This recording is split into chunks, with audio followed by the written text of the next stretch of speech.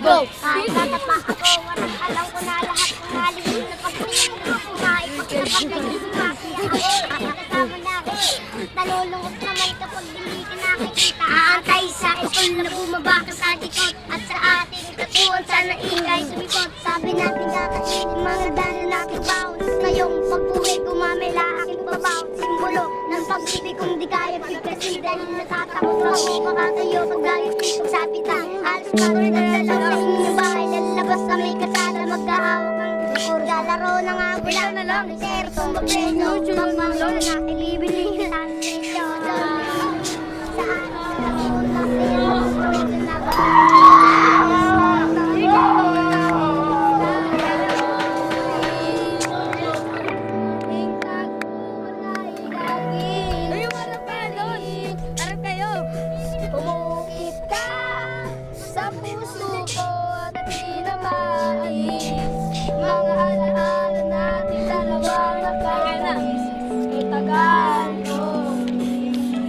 hindi rin nagtagal na naman ang iyong magulang ang1980年代半ば、エズサ革命によって終止符が打たれた長年の軍事政権と腐敗した独裁政治。革命後、農民たちはかつて厳しい規制が敷かれていた地方を出て、より良い生活の場を求め、マニラのような大都市に移住した。生活を確立する資金がなかった彼らが取った行動、それは町の至るところに違法スラムを作り上げることだった。都市へ移り住む人の数が増え、スラムは拡大の一途をたどる。その結果、人々は墓地などの公共の場所にも進出することになる。近年、海外からの投資や製造業の発展により、フィリピンの経済はうなぎ登り状態。国の人口は爆発的に増え、マニラの総人口は2000万人を超えるまでに至った。しかし他の発展途上国でも見られるように、ペースの速すぎる成長に貧困層は取り残されてしまう場合が多い。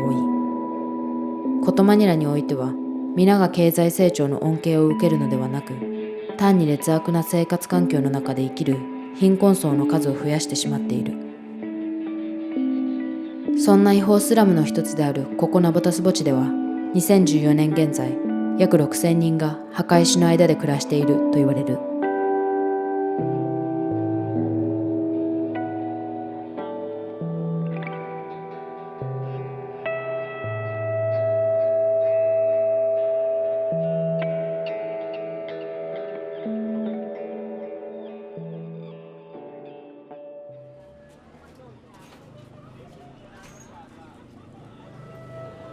ナボタスに到着した私たちは、コミュニティワーカーとして働くジュリエットに墓地を案内してもらうことにした。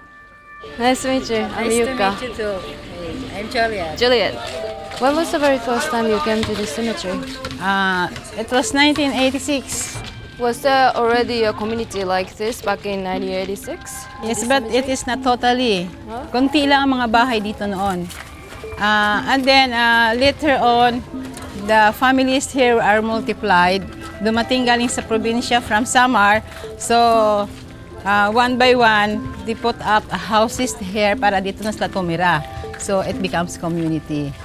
When did people start settling in? Since 1980s. During typhoon, siyempre, wala silang trabaho doon sa Samar. Pumunta sila lahat dito, tapos dito sila magtatrabaho. Kasi mahirap ang buhay nila doon. So dito naman sa Maynila, una-una pagdating nila dito, kubo-kubo lang. Tapos hanggang sa nagkaroon sila ng trabaho sa bayan, kargador, so hanggang sa nakapagpatay sila ng mga bahay. So the main reason people began moving in here is poverty. Mostly, these people came from provinces who belongs to the poorest of the poor in our country. And having a place to live in here in Manila, in the National Capital Region, is an advantage because they can have their sources of living in here rather than in the provinces. Although you can see in their state, they're just adjusting with the place, with the situation. This is the bones. How come are they just piled up here? Pag galing dyan sa butas na yan, tatanggal nila, tapos ilagay sa sako. Tapos para i-claim ng mga relatives. Pero pag hindi dumating ang mga relatives, handyan lang yan. Hanggang sa i-gather din nila, ilagay sa isang lalagyan. But sometimes, kung wala talaga, sinusunog nila, it burns it. Do people respect the dead in the Philippines? Yes, yeah. Espiritu rin nila, they respect the dead body. But dito sa Bagong Silang, dito sa part na tong cemetery, baliwala na yung mga baliwala na yung mga patay sa kanila kasi sanay na sila eh. 結構匂いがやっぱり強いね。ナバタス墓地は主に先祖代々継承するタイプの墓を買うことのできない仮想階級によって使用されている。地中に埋葬するのではなく、地上にコンクリート製の箱を重ねていく仕組みだ。墓は5年のリース契約となっており、5年経つと遺骨は取り出され、焼却され、新しい利用者がその空きスペースを使うことになっている。この墓地に祭司と共に住むマルドレッドは、ここで毎日人骨を掘り出すという仕事に就いている。How long have you been working as a grave digger? Mga 20 years na ako rito. Oh, 20 years. Nandidiri ako. Nandidiri ako nung first time ko. How much do you actually get paid? Saan? 200, apat na butas. 20. December 12th, 1984. It's the same age as me. It's been exactly 5 years, yeah. So no bones can stay more than 5 years. Kasi marami namamatay. Kaya pinagpapalit. Pinapatan ng iba.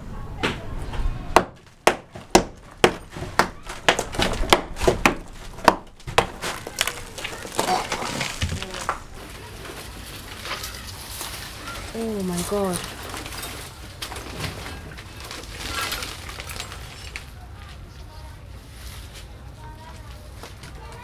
Do you feel any emotional when you're doing this, like right now? Paminsan niya, lahat ng bibutas ko nagpapahal pa sa akin. Pag natutulog ako, napapaginipan ko pa eh. Nandun yung mga na ulo, pati naka sa akin. Nakatingin, natutulog ako.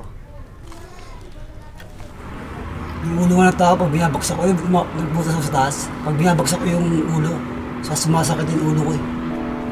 Kaya hindi ko binaksak kanina, binaba ko lang. Kasi pag nagdadasal kayo dyan, lalo ko kakapitan ng sakit dyan eh. Ako din eh. Kasi meron yung nagtabi-tabi dyan eh. Nung pagtitiyak ang kandila, namantal yung buong katawan niya pag uwi niya eh. Babae. Tama, libo-libo pang araw na gastos niya. Lahat ito balot eh. Puro pantal.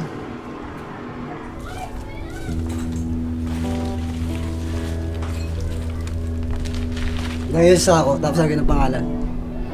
Habang wala pa may-ari. Have you ever dug out any bones of your friends or like people you know? Oo, marami na. How was that? Wala lang eh, patay na siya eh. Tapos susunugin lang to.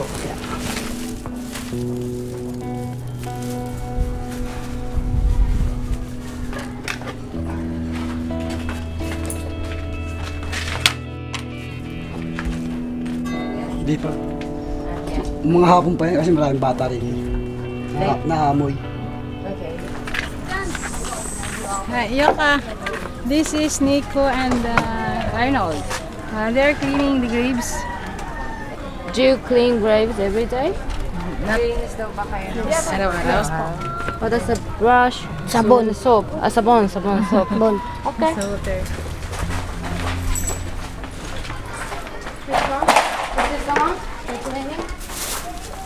Brother of Nico. This is your brother's grave. Okay. How old was he? Hindi, 19. 19 years old. Nalunod po siya. Sa ano po? Sa may sipon.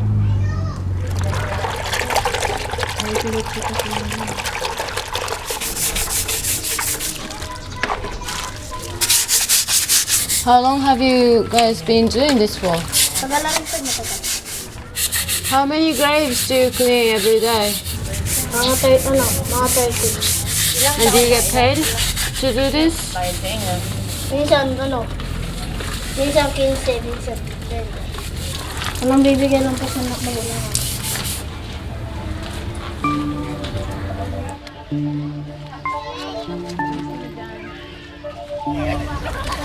Beach is like garbage. Yes, this is a garbage before. Yeah, but it's a beach here. Dati to dump site. May tubig pa. Kaya lang sa tuwing may mga bagyo, ang mga basura galing sa laot, pupunta dito sa gilid. So, nagkaroon na ng space. Namambak na dito yung mga basura. Yung fishball, tatanggalin. There's another video games here. See? Wow. How do they get electricity from? Mayroon po silang kontador na sarili, nakakabit sila. Tapos, mayroon din isang mga taong may-ari dito, pinapadala dito. Tapos yun, parang nirerentahan lang nila dito.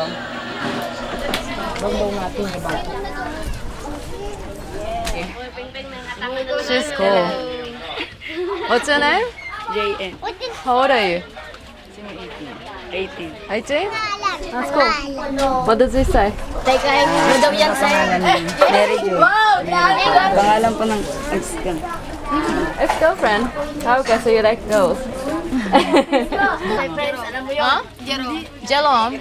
Nice to meet you. Wow, I don't know too. And all of them? Your friends? Really? Really? Inom tayo. Sa video okay. Sa video, okay. Oh, okay. That's awesome. Aliligo ko. Should take a bath first. I'll see you later then.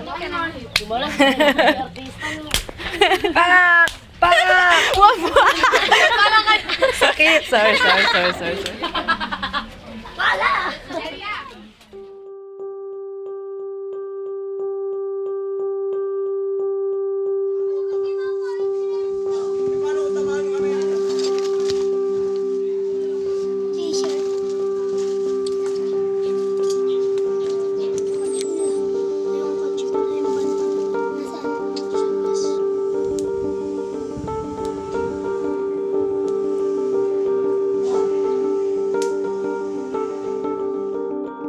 丸一日ナボタス墓地で過ごしてみて、私はまだこの場所をどういう言葉で表現していいかわからなかった。ただ一つ言えるのは、社会のエッジに位置する彼らのコミュニティがスプロール化するマニラをよそに墓の中だけで完結しているように感じたということだ。悪臭、足の踏み場がないほどのゴミの山、積み重なった人骨。日が高いうちはショッキングに感じられたそれらのものは、日が暮れ涼しい空気が漂う頃になると、それぞれのシェルターから顔を出し、広場に集まってくる人たちの光景に溶け込んでいった。子供たちはじゃれ合い、若い男たちはギャンブルやバスケットボールに講じる。その他の人々は涼しい空気を楽しみながらおしゃべりに花を咲かせる。墓の中の街は活気に満ち溢れていた。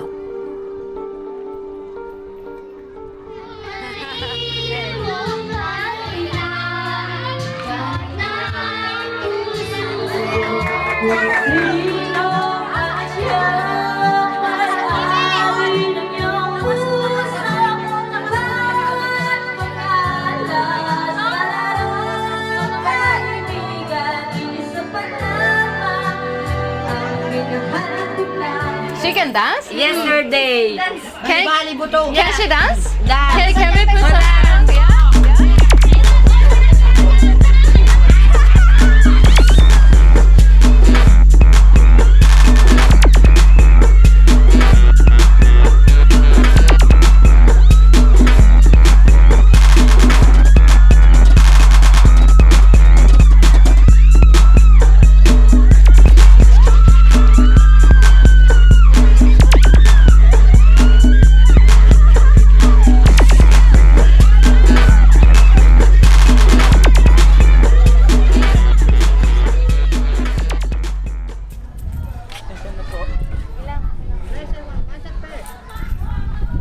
I gotta go this way. No, this way. This way.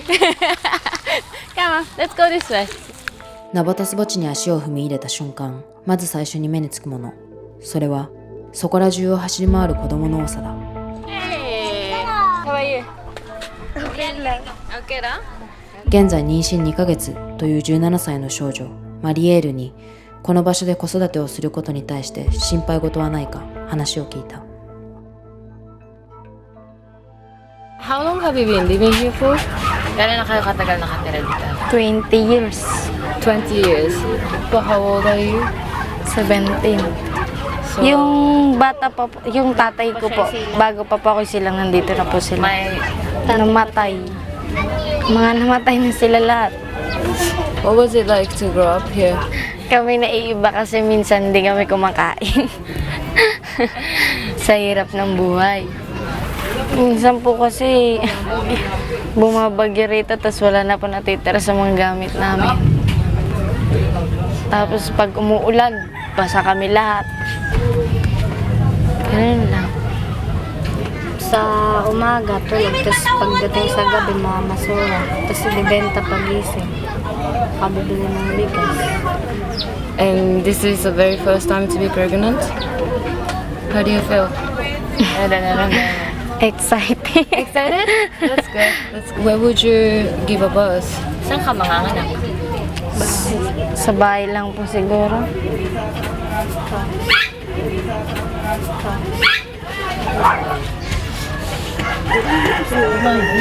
Hoy. Boy ka pa. Ayun na tumayo. 63歳のロシータは80年代初期ナバタス墓地に最初に住み始めた住人の一人だ。 Lumipat kami dito, kami lang. Doon sa looban, marami ng tao, marami ng bahay. Mas madali dito ang hanap buhay kaysa probinsya. Sa probinsya kasi wala kaming hanap buhay. Kaya mas mabuti pa dito kahit paano. Magkagtenda ako ng pinaghanap buhayan ko. Ang ano na lang namin dito, ang problema na namin pagkain, hanap buhay. Yun lang ang ano namin dito, problema. Wala na kaming problema sa pag-upa ng bahay. Ang binibili na lang namin dito, tubig, tsaka ilaw. Binabayaran namin. Yun ang inano namin dito, pinagtisa na lang namin dito talaga.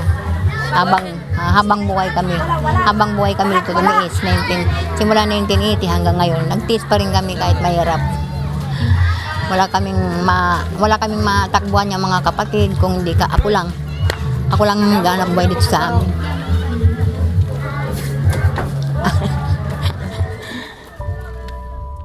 表面上、ナバタスの住人たちは政府でさえもコントロールしきれないスピードで発展を遂げるこの国のさまざまなしわ寄せを被ることになった被害者であると言えるだろう。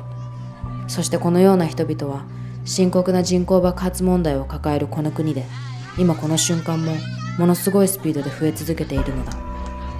結局のところナボタスは急な経済成長とそれを支えきれない脆弱な社会インフラがもたらした歪みの産物なのかもしれない。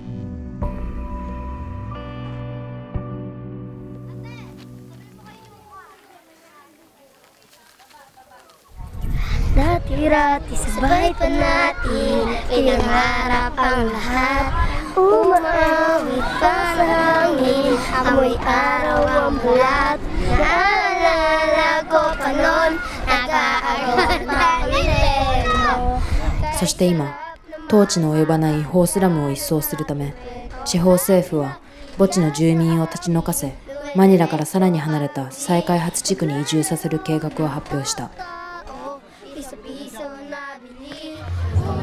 Yun nga, nakakalungkot nga eh. Nakakalungkot nga kung malapit na kami demolish, pero may paglalagyan naman kami.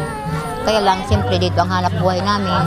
Kumbaga sa malapit sa amin dito ang hanap buhay. Kaya, sabagay, wala kayong magagawa kung sakali man demolish kami. Meron naman daw kami paglalagyan. Natatakot po. Siyempre po, maghihiwalay-walay na po kami dito.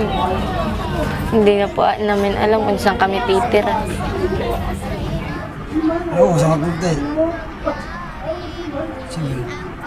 Masyado kami sa Tansa yata kami, hindi sa Bulacan eh. Linipat kayo doon. Wala ang trabaho, layo rin. Ano na yun, pasanay na lang eh. Sanay lang lang din yan. Saka pa tayo titira, dito lang tayo bumaksak eh. dati ay naglalaro pa ng bahay-bahay gamit mga tinatalis sa kawan. Pamagpakalam pag nagtatayat. Pero sinta minsan hindi pag nagkakasalaran, di ba dati nagkakumariman yun.